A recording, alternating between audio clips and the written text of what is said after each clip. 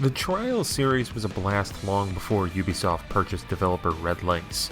The blend of creative level design with the freedom of the controls makes for a thrilling experience. However, for better or worse, it's never made it onto a Nintendo platform before, at least aside from the similar in spirit WiiWare game Moto Heroes. Fortunately, Trials Rising is a great showcase of all that makes Trials great, with its only stumbles being some technical hiccups in handheld mode and a reliance on an online connection. For newcomers to bike riding in Trials, it's a delirious physics-based side-scrolling game where you control a reckless motorbike rider who can accelerate and shift their weight. Your goal is to go as fast as possible while avoiding crashes, though often those crashes are comical because of the ragdoll physics. The sense of humor is generally light and fun. Red Lynx historically really loves squirrels for some reasons, and they hide them in the levels.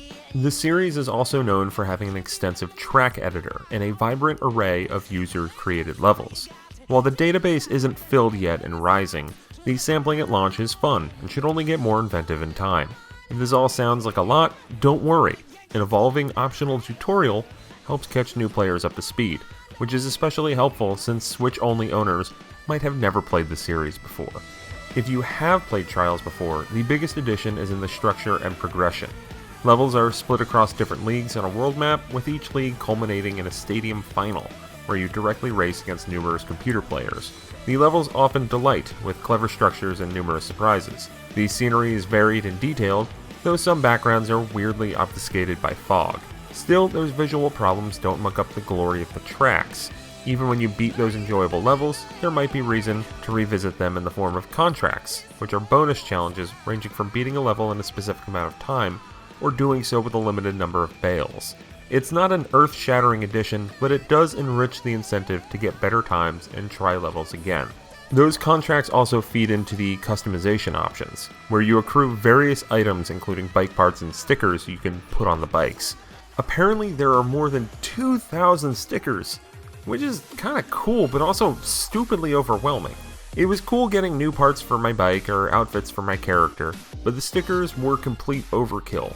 This is also tied into some loot boxes that optionally cost money, but ultimately don't affect the experience that much. However, since all this customization is found in the loot boxes, which you do get a ton of them earned through regular play, you can only access those boxes while connected online.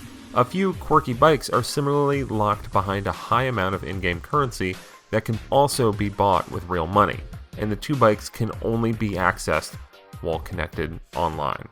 In general, Trials Rising is a very online experience. You just lose a lot when you're offline. You can still play through the built-in levels, but you miss out on elements like customization, as well as online seasons and leaderboards. It plays antithetical to the idea of the Switch being so portable. Even worse, the game runs into framerate issues when played portably. I didn't run into consistent issues, but it happened often enough to make me vastly prefer playing the game docked, and I usually prefer playing handheld when I play Switch. Thankfully, when it's docked, it runs totally fine. Rising also has some fun local and online multiplayer. Party mode is a solid and goofy local experience that's been on a couple of the past games, while the brand new Challenger mode is great for online racing, and you race 3 opponents in a row for a special loot box if you beat all 3. A deliriously silly co-op option is also new. The Tandem Bike is just hysterical and has 2 players control a bike together with an added boost when both are jamming on the accelerator. It plays to the goofiness of Trials. Even with a few issues, Trials Rising is an excellent experience on Switch, filled with a slew of creative levels and a lot of reasons to replay and tweak your experience. Sure, the version on Switch might not be as pretty as the other versions, but it's just as playable aside from a few handheld frame rate problems. Steady your hand and get to navigating the peaks and valleys of the world of Trials. Just make sure you're connected online or you'll miss out on some of the fun. Hope you enjoyed this review over at Nintendo World Report TV. That's the channel you're on right now. We also have a website where you can read some written stuff. There's more written stuff there than we do of videos, and that's over at NintendoWorldReport.com. You can also support us on Patreon, patreon.com/NWR. We also have a Discord. You can talk to us about video games and stuff. Maybe we can talk about how like extreme sports games should come back.